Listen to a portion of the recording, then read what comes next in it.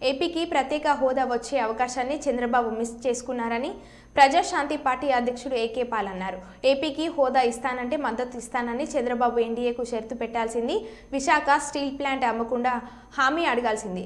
ప్రమాణ స్వీకారంలో పాల్గొంటున్న మోడీకి ఏపీకి హోదా, స్టీల్ ప్లాంట్ అంశాలను సిబిఐని ప్రస్తావించాలి. ఇదే మీకు చివరి అవకాశమని ఎక్స్ మీడియాలో వీడియోను పాల్ పోస్ట్ చేశారు. చంద్రబాబు నాయుడు గారు గొప్ప అవకాశాన్ని మీరు ఆల్రెడీ పోగొట్టుకున్నారు.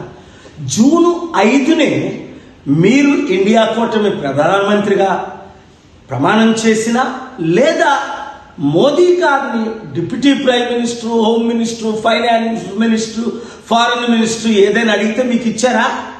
ఇవ్వలేదు. 240 సీట్లు బీజేపీకి ఉన్నప్పుడు మిమ్మల్ని నితీష్ కుమార్ని వాడుకొని ఇప్పుడు 309కి వచ్చారు. ఇప్పుడు మీ 16తో మీరు బయటకు వచ్చినా వారికి చేసే నష్టం లేదు.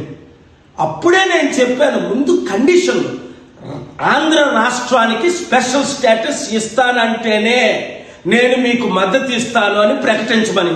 మీరు అవకాశాన్ని పోగొట్టుకున్నారు. స్టీల్ ప్లాంట్ని అమ్మను అని అనౌన్స్ చేస్తేనే మీరు మద్దతు ఇస్తానని చెప్పమన్నాను. మోదీ గారు ఇచ్చిన 10 వాగ్దానాల్లో ఒక్కటి కూడా నెరవేర్చలేదు.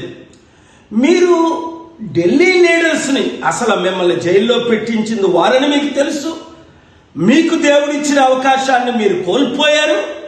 ఇప్పుడు రేపు చివరి అవకాశం, ఎందుకంటే మీ ప్రమాణ స్వీకారానికి వారిని మీరు పిలిచారు గనక స్టేజ్ మీద మీరు నిలబడి, ఇప్పుడే నేను మంచి మెసేజ్ పెట్టాను మోదీ గారి పర్సనల్ సెల్ నెంబర్కి, మీరు కూడా స్టీల్ ప్లాంట్ అమ్మము, స్పెషల్ స్టేటస్ ఇస్తాము, ఈ రెండే చాలు మనకి. కథమయ్యన్ని పక్కన పెట్టండి. స్పెషల్ స్టేటస్ ఇస్తే 100,000 కంపెనీలు మనం తీసుకొచ్చి ట్యాక్స్ కట్టకుండా వారికి ఆ కంపెనీల ద్వారా లక్షల ఉద్యోగాలు ఇవ్వగలమని మీకు తెలుసు, నాకు తెలుసు. నేను చేస్తాను ఆ పని, మీకు మద్దతుగా ఉంటాను. కానీ మీరేమో స్వయం మైండ్తో వెళ్తూ ఫెయిల్ అయిపోతున్నారు. చివరికి ఎంత అప్పు ఉందో మీకు తెలియదు అంటున్నారు. 10 లక్షల కోట్లకు అత్యధికంగా మీరు చేసింది, జగన్మోహన్ రెడ్డి చేసింది అప్పు ఉంది. ఎలా కడతారండి? ఎలా ఉద్యోగాలు ఇస్తారు? ఎలా కంపెనీలు తీసుకొస్తారు? ఇంత మంచి అవకాశాన్ని పోగొట్టుకుంటే 94 గుర్తించుకోండి, 2004 మీరు దేశ నాయకులు ఎలాగైనా అవ్వాలి.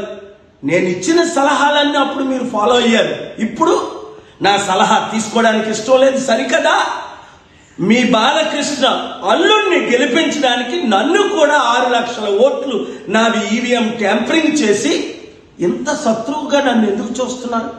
ఇన్ని సంవత్సరాలు, 30 సంవత్సరాలు మీకు బ్లెస్సింగ్స్ ఇచ్చినందుక, సపోర్ట్ ఇచ్చినందుక, ఆశీస్సులు ఇచ్చిన, ఇప్పుడు కూడా మిమ్మల్ని నేను క్షమించి మీకు అండగా నిలబడి దేశంతో ప్రపంచంతో పోరాడి రాష్ట్ర అభివృద్ధి కొరకు నేను సిద్ధంగా ఉన్నాను. మీరు సిద్ధంగా లేరు కదా?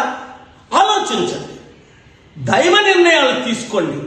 దేశం కొరకు, ముఖ్యంగా మన రాష్ట్ర అభివృద్ధి కొరకు, 6 కోట్ల ప్రజల్ని రక్షించడం కొరకు ఒక్క మంచి పని మీరు చేయండి. దేవుడు మిమ్మల్ని దీవిస్తాడు.